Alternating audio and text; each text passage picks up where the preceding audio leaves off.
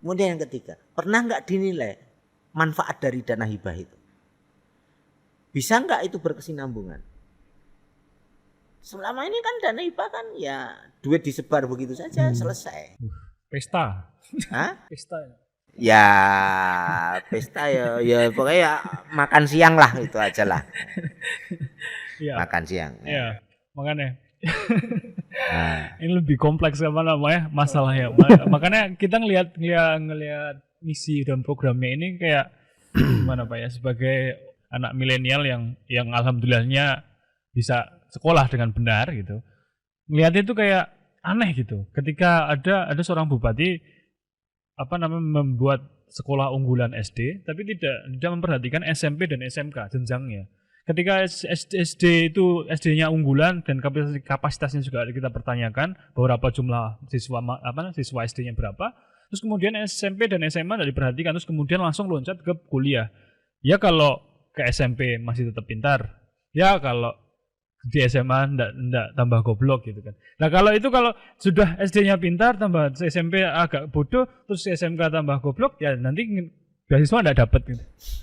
jadi gini kalau itu kewenangan ya. Iya. Kalau kewenangan di bupati kabupaten itu adalah SD dan SMP. Yeah. SMA dan SMK itu ada kewenangan di Dinas Pendidikan Provinsi. Cuma bukan berarti Pemda nggak bisa. Tidak, bukan berarti seperti itu. Yeah. Kewenangan itu dalam hal ini adalah penanganannya. Yeah. Kewenangan di dalam menangani atau dalam pengawasannya itu memang di tingkat provinsi untuk SMA dan SMK. Nah, makanya saya tadi pertanyaannya kan saya tanyakan dulu. Unggulan yang dimaksud itu seperti apa? Kita kan masih bertanya. Kemudian dari unggulan SD itu output yang kita harapkan apa sih? Setelah lulus SD itu bisa apa? Atau apa yang kita harapkan setelah dia lulus SD? Nah, apa sih yang bisa kita harapkan? Mengenai unggulan ini sebetulnya dulu sudah pernah. Ya kalau dulu yang namanya RSBI. Oh iya. Rintisan Sekolah Berbasis Internasional. Ya, sekolah internasional dulu sudah pernah. Jadi kemudian untuk unggulan itu dulu juga sudah pernah. Tuh anak saya SD itu udah pernah itu SD unggulan itu kelas unggulan bukan SD unggulan ya. Ini kelas unggulan. Jadi kelas unggulan itu bisa akselerasi. Nah, akselerasi misalnya langsung SD hanya 5 tahun langsung lompat atau dia mendapatkan pengayaan materi khusus. Tetapi dia harus memiliki prestasi akademik secara khusus dengan syarat-syarat khusus. Jangan-jangan SD unggulan nanti juga hasil kolusi juga. Soalnya ini kan bukan pilkada hasil koalisi tapi pilkada kolusi. Kolusi antar partai. Rekomendasi semua. Iya, kolusi antar partai. Bahasa saya kan rekomendasi. Kolusi antar partai bukan koalisi tapi kolusi. Nah itu. Ini jadi makanya program pendidikan calon tunggal ini memang agak ini Pak ya, agak mengganggu. Karena ya kalau beasiswa harusnya memang ada haluan daerahnya, gitu kan, haluan daerahnya. Oh, daerahku mau pusat ini loh, mau jadi ini loh, mau jadi ini. Oh, supaya begini. Otomatis anak-anak yang akan jadi punya beasiswa adalah orang-orang yang begini gitu. Dengan syaratnya. Nah, ini enggak ada haluannya. Udah ada beasiswanya kan begitu. Jadinya memang ada potensi penekuan. ya potensi dilipat-lipat lah. Aturan kan bisa dilipat-lipat. Iya. Nah itu Pak. Nah terus kemudian kita bisa bicara banyak soal masalah modus-modus baru Pak ya, modus-modus baru korupsi gitu, penukuan aturan segala macam yang menghasilkan ya mungkin secara tidak langsung mungkin nggak memeras tapi mendorong orang-orang yang mempunyai kepentingan untuk melakukan sesuatu untuk melakukan suap kan begitu. Kan ada modus-modus seperti itu begitu ya. Atau misalkan kalau di profesional mungkin tender proyek segala macam. Nah itu ada beberapa program Pak dari calon tunggal ini yang mungkin saya rasa menjadi lahan untuk lobby tender. Yang paling tidak itu yang bisa dilihat itu ya pasti jelaskan masalah jalan, masalah aspal, terus bangun dan segala macam itu permainan lama ya. Nah ini yang agak baru mungkin masyarakat mungkin melihatnya juga wah gitu. Ini hal-hal yang bahasanya dicatat dengan smart. Ada kampung pintar. Ya, ada kampung pintar terus ada namanya smart farming, Pak. Setahu saya seorang yang bergelut di bidang teknologi gitu. Hal-hal yang kalau kita ngomongin kampung pintar itu otomatis relasinya adalah smart city. Di mana smart city itu ada CCTV, ada segala macam dan pengadaannya banyak. Terus ada lagi itu smart farming. Smart farming itu otomatis kalau kita ngomongin smart farming berarti ada drone yang buat ngirimin pupuk, mupuin segala macam dan segala macam. Di lain sisi, kalau ngomongin smart farming, di lain sisi sawah kan berkurangnya banyak gitu, Pak. Di Sonorejo itu ada beritanya bahwa 30 hektar itu tercemar limbah alkohol, Pak. 30 hektar itu kan sama dengan 300.000 meter persegi. Itu besarnya luar biasa. Di sisi lain, lingkungannya tercemar. Di sisi lain, bupati ngomongin smart farming. Ini kan pintunya rasanya salah gitu ya. Harusnya kan kita benahin dulu masalah pencemaran. Begitu petaninya jalan, habis itu kita ngomongin smart farming. Dan smart farming ini pengadanya cukup banyak. Kalau ngomongin ini, gimana pandangan Pak BW? Memang potensi enggak? Jadi begini, tadi kampung pintar. Ya. Jadi kampung pintar itu sebetulnya sederhana. Kalau mau dijalankan itu sederhana sebetulnya. Kita di kampung-kampung itu banyak yang namanya Taman Pendidikan Al-Quran atau TPA, ya. Atau TPQ. Kemudian ada setiap desa itu punya yang namanya PAUD, pendidikan anak usia dini. Nah, kalau kita ingin menciptakan kampung pintar, itu apa dulu tujuannya? Ya. Nah, misalnya kalau memang supaya mereka mau belajar dan terkontrol belajar. Kenapa tidak kita berdayakan TPA sebagai tempat belajar bersama atau tempat belajar kelompok? Ya toh? Kalau memang ada di suatu kampung itu mahasiswa keguruan atau ada guru di situ misalnya, ya kan bisa kita tambahkan honor di situ. Betul. Nah, mengenai kampung pintar itu bahkan di desa-desa itu sudah dimasukkan di dalam program pemanfaatan dana desa. Desa pintar itu sudah ada loh di dana desa loh. Itu duitnya duit dana desa loh itu nanti. Nah, desa pintar itu desa yang seperti apa? Apakah di dalam satu desa itu internetnya kita gratiskan? Biar semua orang nanti bisa YouTubean 24 jam. Kemudian memutar konten-konten yang tidak jelas.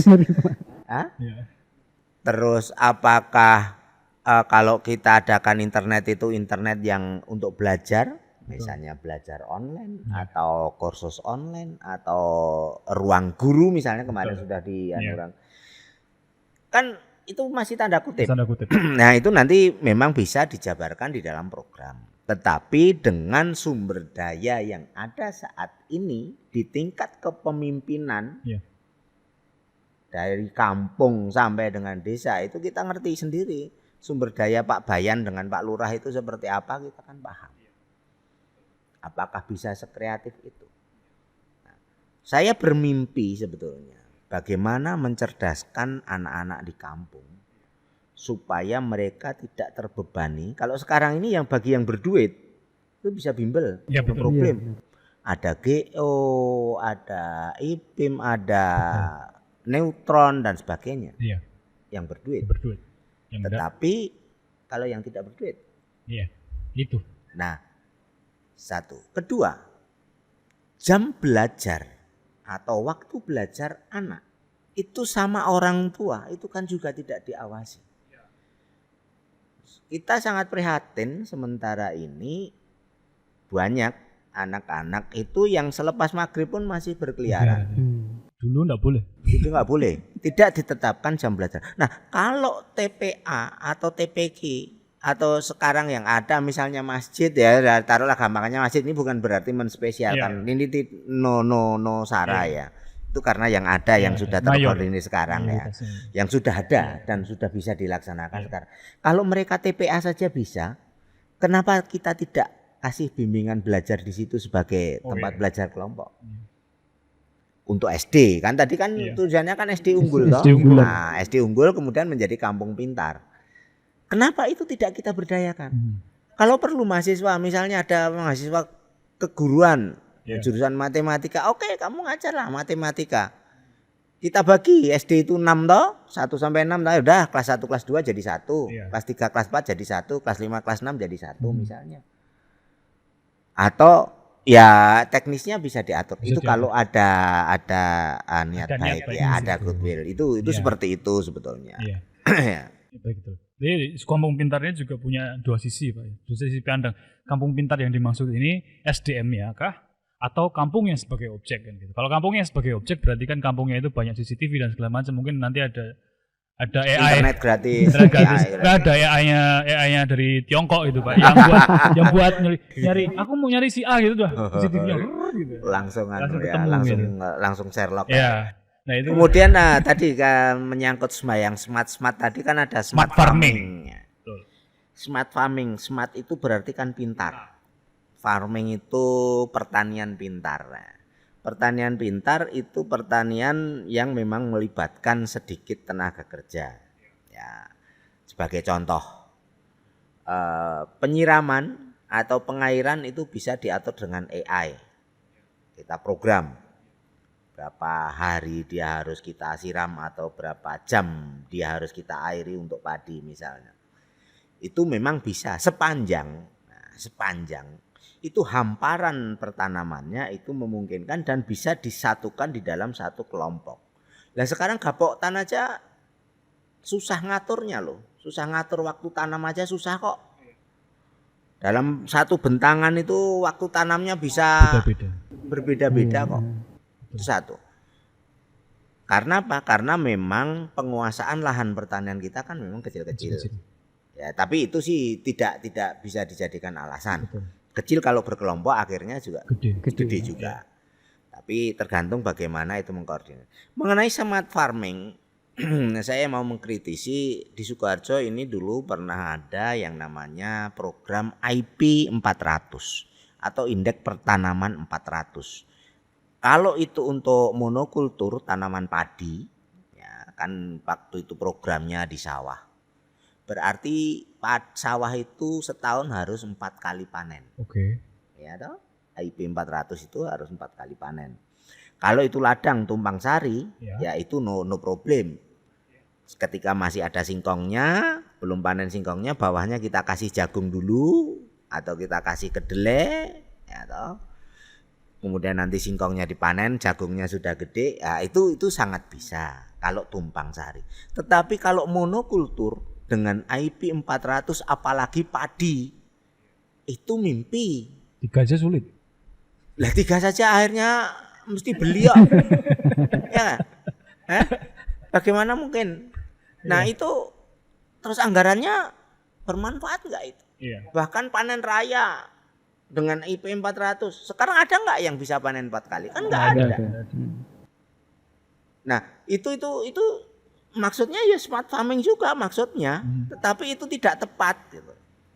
Nah, kalau farming, masalah pertanian yang ada di Sukoharjo ini sebetulnya kan bukan masalah smart atau tidak. Yang penting bagi petani kita adalah bagaimana sarana produksi itu ada, bagaimana hasil panen itu harganya bagus, kemudian bagaimana cara diversifikasi produk. Maksudnya begini, kalau pertanian itu ya tidak hanya bertani saja, kan bisa dikombinasikan dengan ternak, bisa dikombinasikan dengan perikanan misalnya. Kemudian Kalau sekarang ini di rumah-rumah atau di desa-desa itu banyak pekarangan kosong misalnya, kenapa tidak kita buat bank pakan misalnya? Kemudian penduduk itu sepulang dari sawah bisa ngarit untuk kasih pakan ternak. Apakah itu pernah dipacu? Kan enggak. Nah, pertanian kita di dalam arti yang luas itu hanya dipersempit karena kita ada sawah, nah berarti padi tok. Sementara ini produktivitas per hektar dari tahun ke tahun kita kan merosot, menurun. Apapun upaya yang dilakukan kan tidak meningkatkan produktivitas per hektar. Yang meningkat impornya, Pak. Itu sudah lain lagi itu. Kalau impor itu sudah lain lagi. Impornya itu sudah lain lagi. Nah, kenapa tidak meningkat? Ya bagaimana wong saat kita butuh pupuknya enggak ada kok. Betul. Yang penting kan itu. Iya. Jadi meningkatkan ketahanan pangan, meningkatkan produktivitas untuk padi, ini saya bicara padi ya. Itu tidak hanya bisa dilakukan dengan meningkatkan indeks pertanaman atau banyak kalinya panen. Tapi bagaimana supaya dalam sekali panen itu produksinya tercapai. Sekarang sebagai contoh kalau IP 400, apa gunanya kita panen 4 kali tapi per hektar cuma 3 ton. Nah, 12 ton. Betul. Kan lebih baik panen 2 kali tapi 1 hektar 6 ton. Ya. Kan sama aja 12 Ya, ton. betul. Tapi tenaga kerja, pengolahan, Irit sebenarnya. biaya panen lebih irit. Iya, lebih Nah, efisien. itu lebih smart toh. Iya, lebih smart. Lebih smart yang mana? Iya. Nah, itu. Jadi kalau sekarang kita sudah 3 kali misalnya, ya nggak usah lah 4 kali. Kalau 3 kali menghasilkan 15 ton, Iya. 4 kali juga menghasilkan 15 ton. Lah untuk apa? Nah. Iya, betul. Yang perlu kita pacu itu kan produksi per musim tanamnya toh. Iya. Bukan intensitas banyaknya kali dia bertanam. Betul. Nah, ini memang kalau kita ngelihat program-programnya calon tunggal ini, Pak, di banner yang udah disebar-sebar itu, memang ini memang bisa dibilang bahasanya bahasa populis itu. Karena kenapa kita bisa ngomongin populis? Karena bahasanya ya contohnya smart ini. Smart ini kan bahasanya anak-anak Gen Z dan milenial gitu. Nah, ini harusnya makanya ini hal yang harus dipikirin sama Gen Z dan milenial, harus mempertanyakan smart itu seperti apa sih smart gitu. Percuma juga kalau produktivitasnya enggak ada, terus kos produksi petani enggak ada, kos produksi pertanian meningkat, terus hasilnya murah, sedikit, terus smartnya buat apa? Kan enggak smart juga, itu nyaman juga. Ya, itu namanya slogan itu ya, cuman slogan saja jadi itu ini, dia sebatas. Jadi ini kayak cuma ditulis gini aja. Enggak, kita mikirnya gitu. Bukan gitu. Biar kelihatan modern. Nah, biar kelihatan istilah kekinian lah. Ada smart TV, ada smartphone, nah ini smart farming lah. Tapi enggak ngerti maksudnya. Maksudnya smart itu yang seperti apa itu dia enggak paham, enggak paham bagaimana pertanian. Nah, kenapa saya bilang begitu? Sorry, saya ini 12 tahun jadi dosen di Fakultas Pertanian. Jadi ya ngerti. Iya, betul. Nah, ini semoga saja Gen Z dan milenial sebagai pemilih paling terbanyak enggak termakan sama slogan-slogan smart yang enggak smart ini gitu. Smart bingung gitu. Terus ini Pak, ini ada misi keempat ini Pak. Ada penataan wajah kota. Ya ini Pak. Penataan wajah kota. Ini masuk di misi keempatnya beliau ini. Gini, Sukoharjo itu terdiri atas beberapa kecamatan dan beberapa kota kecamatan, ya toh, di samping ibu kota kabupaten. Ya. Nah sekarang yang dimaksud dengan penataan wajah kota itu wajah yang mana? Ya. Wajah di perbatasan. Kalau kita bicara wajah di perbatasan itu wajah di perbatasan Sukoharjo dengan Karanganyar, wajah perbatasan dengan Sukoharjo dengan Surakarta, wajah perbatasan dengan Wonogiri, Klaten dan Boyolali. Ya. Itu yang dimaksud wajah yang bagaimana? Ya. Nah, kelemahan di Sukoharjo ini sebetulnya tidak punya blueprint atau cetak biru mengenai rencana pembangunan tata kota. Makanya banyak yang mangkrak. Bukan mangkrak, bangunannya tidak terarah. Oh. Jadi tidak terarah. Sebagai contoh ya. Jadi gini, sebagai contoh bangunan City Walk misalnya. City Walk. Yeah. City Walk itu dulu sempat bermasalah menjadi banjir. Oh iya betul. Ya, jadi banjir. Kenapa jadi banjir? Karena volume tampung sebelum ada City Walk dengan setelah dibuatkan City Walk itu berkurang jauh, otomatis meludak. Sehingga caranya apa? Caranya dibuatlah sodetan. Nah, sodetan di bawah bendungan. Itu pun juga sebetulnya menimbulkan bukan penyelesaian masalah. Kemudian dua, di samping itu tadi kan kota mana? Apakah kota itu hanya di sekitar gedung kabupaten? Enggak dong. Enggak dong. Enggak dong. Iya. Ya. Apa kita hanya akan menata dari perbatasan Solo dengan Sukoharjo, misalnya dari mana? Solo Baru sampai ke Begajah atau sampai ke batas kota? Atau penataan itu penataan yang seperti apa? Iya. Betul. Terus setelah tertata itu tujuannya untuk apa? Nah, tujuannya untuk apa? Sekarang begini, kalau kita lihat beberapa bangunan taman kota di Sukoharjo, ya, contoh aja lah gampang, taman kota di sekitaran City Walk gitu aja lah saya sebut lah ya.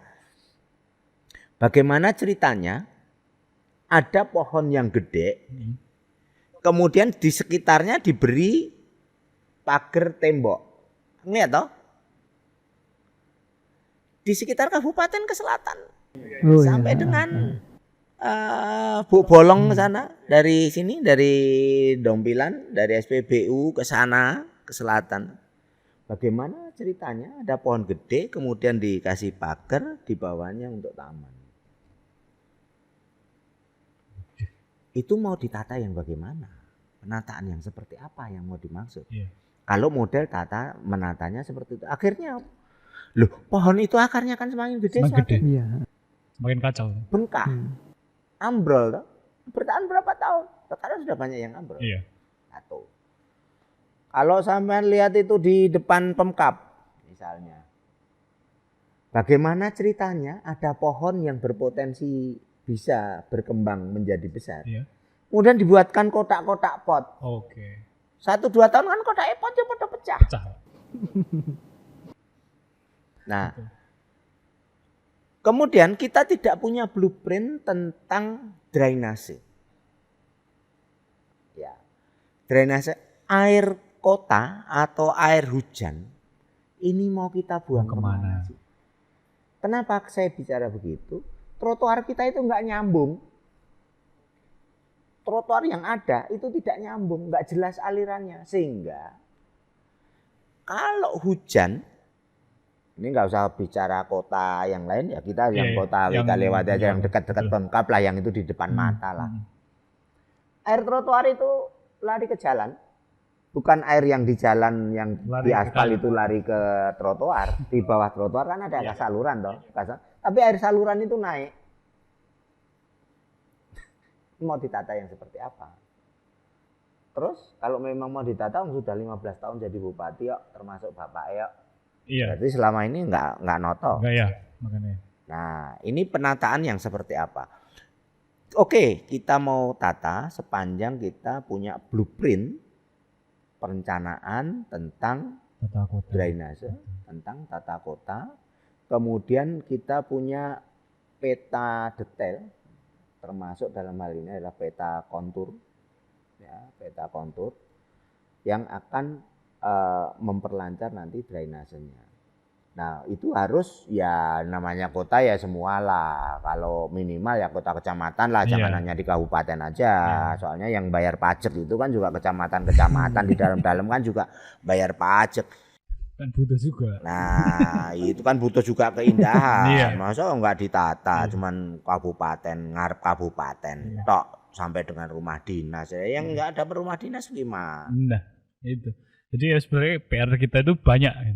Oh, PR-nya banyak. Karena kita banyak dan sepasang manusia itu sudah memimpin 15 tahun. PR kita masih banyak.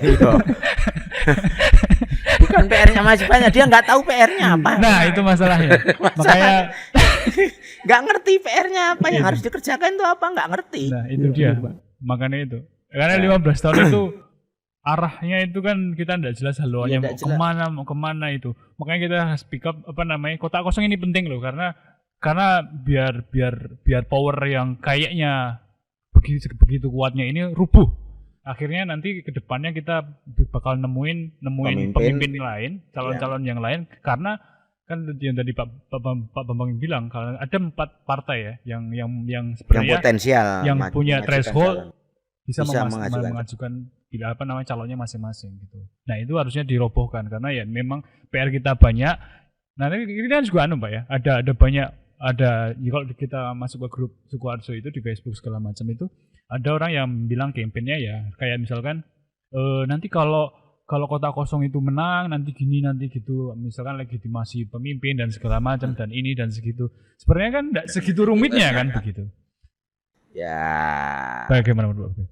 Menanggapi kalau itu sih sebetulnya bahan kampanye ya. Bahan betul. Kampanye jadi pasangan calon yang lain bukan calon. Soalnya kampanye mereka jangan milih kotak kosong karena nanti kalau milih kotak kosong akan ruwet. Nah, sebetulnya tidak seperti itu. Kotak kosong menang, pejabat dipilih oleh pusat. Betul. Ada yang namanya PJ, pejabat bupati. Pejabat bupati itu tidak akan lama. Betul. Paling banter selama 1 tahun. Kenapa? Karena berdasarkan PKPU tahun 2025 bagi kotak kosong yang menang karena di Indonesia ini kan ada 43 bupati, wali kota dan gubernur yang kotak kosong. Satu gubernur kayaknya kotak kosong. 42 bupati dan wali kota itu melawan kotak kosong. Sehingga ada potensi kotak kosong itu menang dalam tanda kutip nanti kan akan diulang 2025. Iya, betul. No problem. No problem.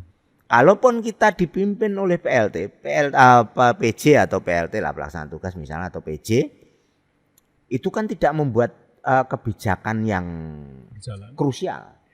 Kebijakan yang sudah ada kan tetap berjalan. Enggak ada, jangan khawatir. Iya, betul.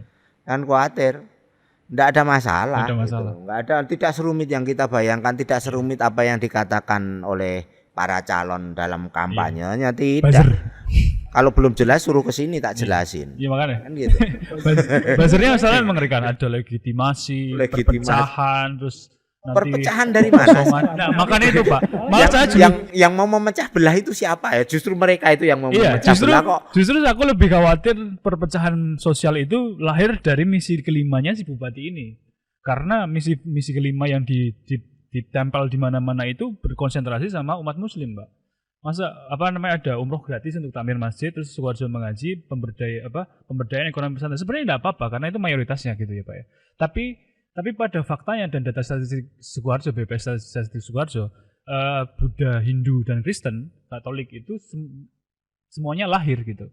Dan itu kan secara tidak langsung mungkin senyap tapi memelihara kecemburuan sosial kan begitu. Aku lebih takut itu daripada kota kosong yang menang terus spesi menjabat terus memecahkan membuat perpecahan sosial. Aku lebih takut yang ini. Menurut Pak Bibi gimana? Lebih menakutkan ini kan? Jadi sekarang mengenai umroh gratis. Umroh gratis untuk takmir masjid. Saya jadi bingung kalau nanti takmir masjidnya sudah haji apa ya masih mau diumrohkan gratis lagi. Itu guyon ya. Kalau umroh kan boleh berkali-kali. Tetapi perlu dilihat juga urgensinya. Sebetulnya kalau kita lihat yang namanya takmir masjid, satu takmir, kedua marbot. Nah, sebetulnya lebih penting mana sih? Marbot masjid sama takmir masjid. Ya, dua-duanya penting. Tetapi yang lebih berperan di dalam kehidupan masjid. Ini kita mohon maaf ini saya bicara masjid dulu ya. Nanti kalau masalah yang lain-lain saya tidak begitu paham.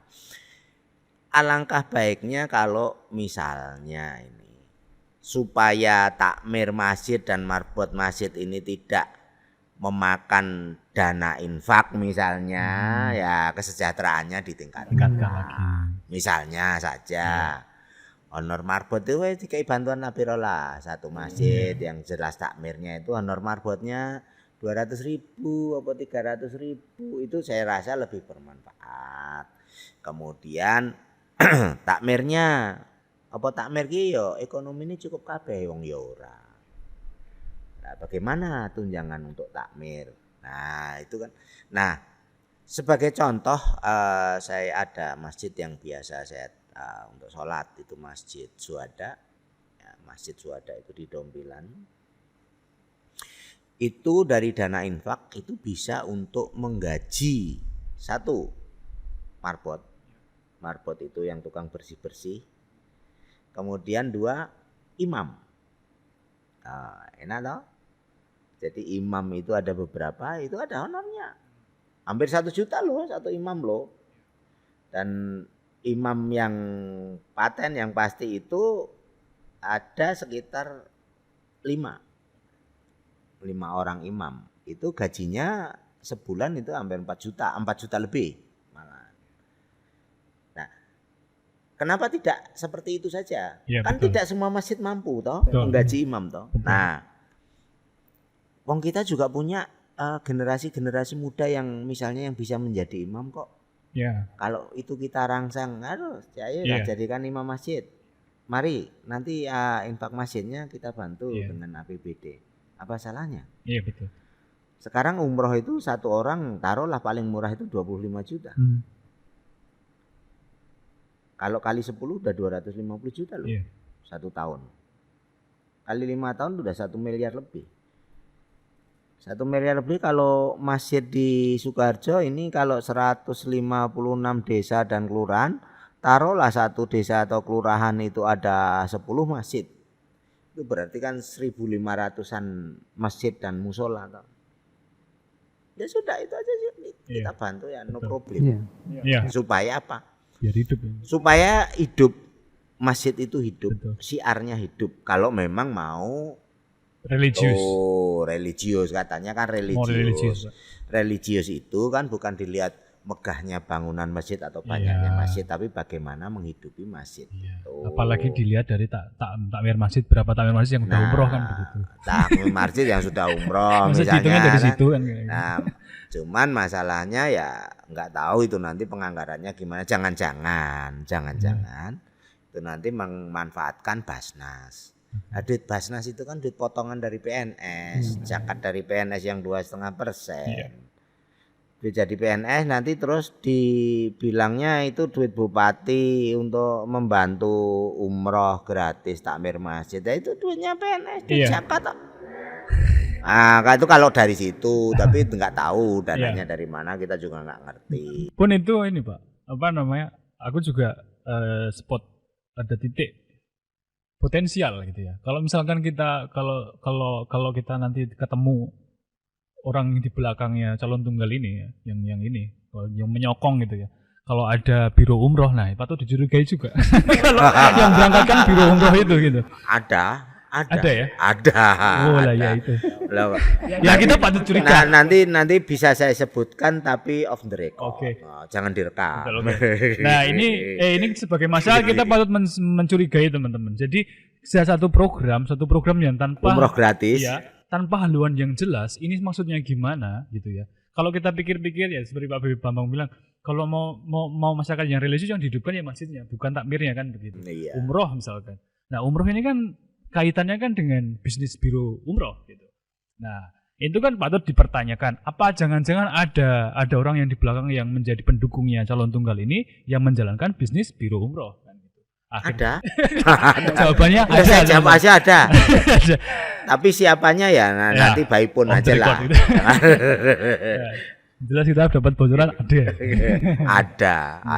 Kita mungkin juga patut bisa ngelihat mungkin program-program yang lain mungkin juga ada nanti proyek-proyek yang mungkin ada pendukungnya mungkin bisa yang diuntungkan dari program-program tersebut. Makanya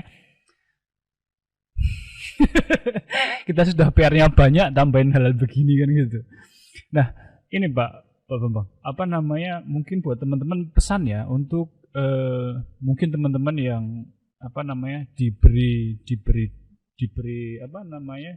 diberi narasi bahwa kotak kosong ini berbahaya gitu ya. Kalau buat kami sendiri ini malah baik dan bagus gitu. Tapi mereka kan banyak yang memang buzzernya memang cukup belakangan ini mulai ini Pak. Mulai kenceng ini. Kotak kosong kotak kosong diedit jadi K-nya hilang jadi otak kosong. Padahal kalau dipikir-pikir yang oposisi itu otaknya yang kosong karena enggak ada argumen. Enggak ada argumen gitu. Tapi kenyataannya di masyarakat mereka takut bahwa nanti anggarannya gimana, terus nanti diulang nanti takut dan segala macam karena fenomena pertama kali yang membuat kami gelisah Pak. Karena sebenarnya kan Pak Wardoyo, bupati sebelumnya itu kan di akhir masa jabatan itu kan di demo habis-habisan itu sebenarnya. Masalah PT Room, terus pasar yang terlalu lama jadi gitu ya. Tapi anehnya istrinya jadi gitu. Anehnya itu istrinya jadi. Terus kemudian ini istrinya mau masuk 2 periode dengan PR yang segini banyak gitu. Terus kemudian saya juga dengar desas-desus bahwa ada ASN bahkan terus RT RW itu dimobilisasi begitu. Bahkan Pak Bambang juga ngepost status Facebook lebih ngeri gitu. 81%, 80% sampai 90% dia akan dapat bonus gitu ya. Dapat cair gitu. Pokoknya cair gitu. Nah, ini teman-teman kalau pesan ini sampai di masyarakat bahwa suara kalian itu dijual. Kalau memang itu terjadi, Pak. Kalaupun itu memang terjadi. Dan rasanya isunya ini banyak masuk, Pak. Kok rasanya semakin kesini saya semakin yakin kalau ini valid beritanya. Gitu. Jadi kalau teman-teman didorong terus kemudian di pressure dengan RT, RW, camat, lurah dan segala macam atau orang-orang tertentu yang memiliki jabatan di kampung gitu ya. Mungkin bisa dipertimbangkan lagi gitu. Karena ada indikasi bahwa suaranya dijual begitu. Kalau Pak BW menanggapi itu gimana? Kalau masalah jual beli suara itu ya memang sudah biasa ya. Itu namanya kapitalisasi demokrasi itu ya seperti itu. Demokrasi kapitalisme itu ya semacam itu. Tapi sebetulnya kalau kita bicara tentang demokrasi ya kita dari dulu memang sebetulnya tidak siap dan tidak punya budaya untuk berdemokrasi. Lebih ke feodal. Ya lebih ke ke kerajaan feodalisme lah ya. Nah, mengenai penjualan suara itu memang itu berdasarkan kampanye di RT. Oke. Bahwa kalau 80% itu dapat bonus satu TPS itu 5 juta atau 30 juta satu RT itu. Wah. Itu juga sumir juga. Sumir itu artinya kalaupun itu benar dikatakan itu juga akan sulit juga realisasinya. 81% gitu. soal syaratnya. Nah 81 ke atas toh, yeah. 81% ke atas toh, itu realisasinya juga akan sulit. Itu hanya janji-janji aja, nggak akan mungkin bisa direalisasikan. Memang pakai duitnya siapa? Wong itu duit gratis kok, bukan duit program kok. 81% dari 10 orang itu harus 9. Nah, satu, kedua. Memang sudah dibentuk adanya tim 5, tim 10. Oke. Di masing-masing desa, di masing-masing RT itu sudah ada tim 5, tim 10. Entah tim ASN, tim yang lain itu memang sudah ada. Nah, itu bukan pepesan kosong, bukanan. Coba aja lihat di pertemuan-pertemuan di dalam-dalam sana. Kalau di sini nggak berani memang di tempat saya. Kalau berani ngomong tak usir. Oke.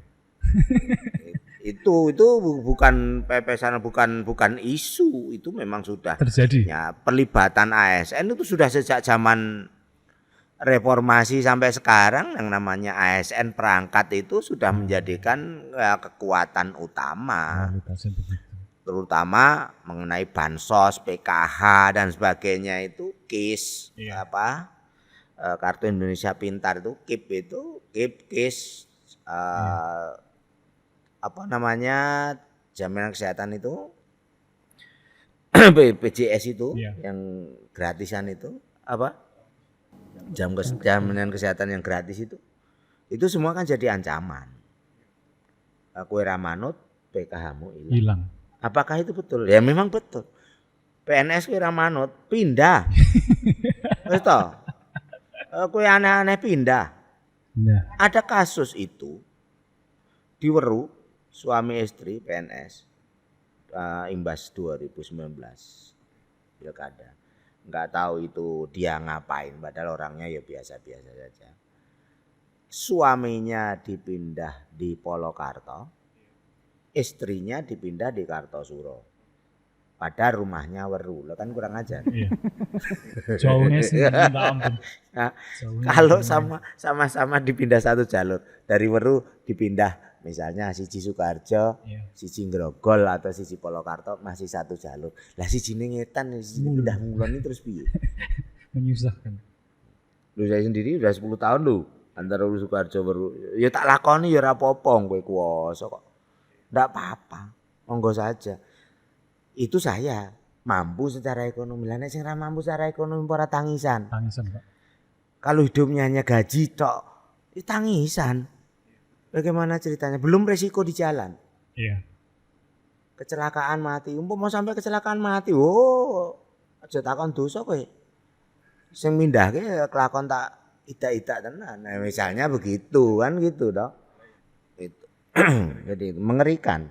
Jadi kalau misalnya ancaman pindah dan sebagainya jangan hanya dilihat pindahnya. Lihatlah resikonya. Resiko bagi yang kita pindah. Kok nggak manusiawi banget sih? Iya, betul. Jangan berpedoman atau beralasan dengan jargon bahwa PNS itu bisa pindah di mana saja. Ya pindah itu tidak seperti itu. Pindah boleh, tetapi kan ada aturannya, ada dasarnya. Pertimbangan untuk kan kita sudah punya undang-undang mengenai pemerintahan yang baik. Nah, dasar undang-undang tentang pemerintahan yang baik, efektif dan efisien. Nah, kalau memindahkan orang tujuannya hanya untuk menghukum supaya dia sengsara, ya kan berarti tidak efektif dan efisien. Iya, itu zolim. Itu zalim. Ya, itu semena-mena. Dan itu secara ekonomis juga merugikan. Mereka tidak pernah berpikir Iya. bahwa yang dipindah itu pun juga punya anak. Anaknya pun bisa jadi menjadi dendam turunan. Betul. Apakah mereka tidak paham kalau itu ada turunnya? Anaknya bisa dendam, titenono kowe engko nek wis ra kuwasa. Lewat dalan tak serampang, misalnya seperti itu. Kan bisa jadi. Nah, inilah pola-pola seperti ini yang intimidasi yang secara tidak langsung ya, tapi berimbas ya cukup memprihatinkan gitu. Ya, itu. Oke. Jadi ya Apalagi? ya, jadi Apa? Jelas. Sudah jelas. Jelas banget. Jelas Pak. jadi teman-teman apa namanya ya ini dengan Pak Bambang mungkin sesi pertama, mungkin ada sesi-sesi selanjutnya nanti setelah kita lihat nge-review debat yang pertama ini mungkin nanti kita soal lagi ke sini Pak Bambang yang ngebahas yang itu karena kan ini awal ya dari pamflet-pamflet yang disebar dan ini kan ada beberapa hal yang berbeda di selebaran dan yang didebatkan sekarang hari ini yang disampaikan itu agak berbeda. Jadi mungkin kita bisa bahas lagi nanti. Tapi intinya pada akhirnya bahwasannya kita mau menyampaikan bahwa kotak kosong itu baik untuk demokrasi dan baik itu harapan untuk masa depan sangat bagus. Sangat bagus. Karena sekali lagi PR kita banyak. Soekarno itu tidak punya blueprint Pak ya. Tidak punya blueprint, tidak punya haluan dan PR-nya banyak dan terus kemudian masalah pendidikan juga masalah pelik itu tersangkut tenaga kerja, buruh, upah buruh. Betul, upah buruh. Terus belum lagi kita ngomongin petani. Terus kemudian pemerintah membuat ketahanan pangan tapi pemerintahnya sendiri yang mau nanam tanaman bukan nanam di sisa galian C. Nah, nanam di atas padas ini nanti pakai polybag gitu. Iya. Itu contohnya ada nyontoh dari food estate tanam singkong tumbuh jagung gitu. Ada yang terus di polybag gitu. Nah, itu kalau enggak jadi gagal makan anggaran, kalau jadi musuh rakyat petani. Nah, itu jadi masalah kita bersama. Makanya kita butuh gitu Pak ya, butuh nyari pemimpin yang baru gitu. Mungkin ada Pak Bambang yang mau disampaikan tuh. Jadi gini, kotak kosong itu adalah harapan bagi berkembangnya demokrasi, harapan bagi munculnya talenta-talenta atau calon-calon pemimpin yang memiliki integritas, kapabilitas, dan tentu saja mereka yang kita harapkan adalah khususnya adalah bebas korupsi. Ya, betul. Ya. Pemimpin yang punya visi jauh ke depan itu lahir bukan dari hasil kolusi dalam tanda kutip. Ya. Pemimpin yang lahir dari demokrasi yang sesuai dengan asas-asas demokrasi, yang sesuai dengan etika-etika berdemokrasi. Koalisi partai itu lebih menjurus kepada kolusi dalam tanda kutip hanya untuk tujuan-tujuan tertentu secara ekonomis bagi kantong masing-masing pemimpin partai. Titik. Nah, maka itu kotak kosong harus menang di Pilkada 2024 di Sukoharjo. Ya, jadi gitu. Nanti kita ketemu lagi, Mas ya. Ada lagi? Udah. Ya. Jelas banget. Jelas banget. Karena ini pentingnya kita ngobrol sama orang yang iya. lebih sepuh gitu. Karena kita yang muda akan menjadi generasi selanjutnya yang menggantikan sesepuh-sesepuh yang ada gitu.